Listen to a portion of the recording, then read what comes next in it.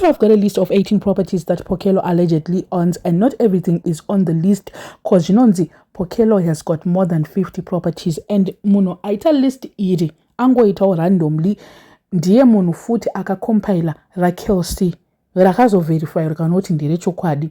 So let me just give you a rundown of a list racho panapa. So zviri kunzi alleged property portfolio: Prestwood Lane Borodale luxury mansion worth 1.2 million.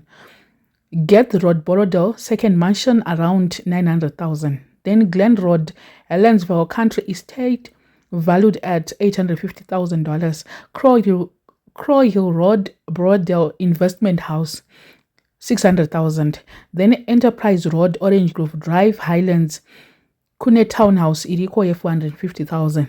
Mount Pleasant Pendennis Epping Road rental property $350,000. Vinona Edinburgh Road apartment 300,000. Garnell investment property Straker Avenue $275,000. Valley Road Greendale rental property $250,000. Then Semi-Levy Village Borodale luxury fashion boutique $500,000. Belgravia liquor shop $200,000. And then takubuda manji from a properties emunom twenda ma properties arikunze chatanga ne Dubai kunonzi kune iriko Palma Jumeirah Front M luxury villa about 1.2 million. Yo, I was watching dzimba dzeku Palma Jumeirah idzidzi. Handakakudza ndinofarira kuona zvema properties. I was watching them last week dziri pa beach. So dzimba dzakanaka idzodzo. I was watching ndikati yo vanhu vanotenga dzimba uku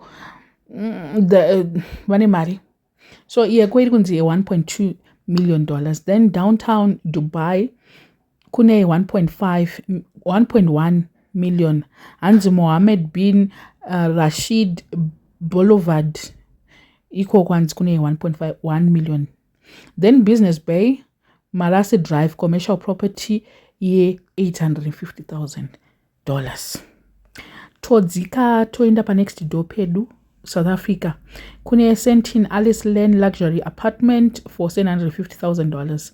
Hyde Park ndokwana uyu Mugabe kauko iwo yake iri kunzi $900,000 ndo mari yacho. Then Clifton Victoria Road Cape Town $750,000 ndo kune ya wiki kauko. Ya wiki inostosara kane nekuri because ya wiki no yaya takaiona kuti it's about yapokele unosara ya wiki no yanga sina million.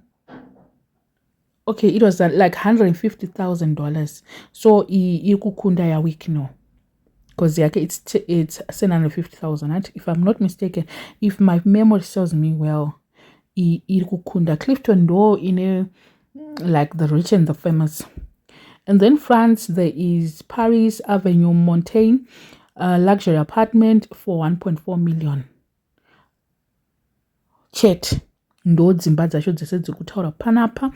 But to be honest, ameno I don't know the list. Irukusiya imba ye 4.5 million imba yaanogara yepo futi papa. So there's just a lot of property that was skipped because zvirukunzi this list iri before last year or so. Irine time frame.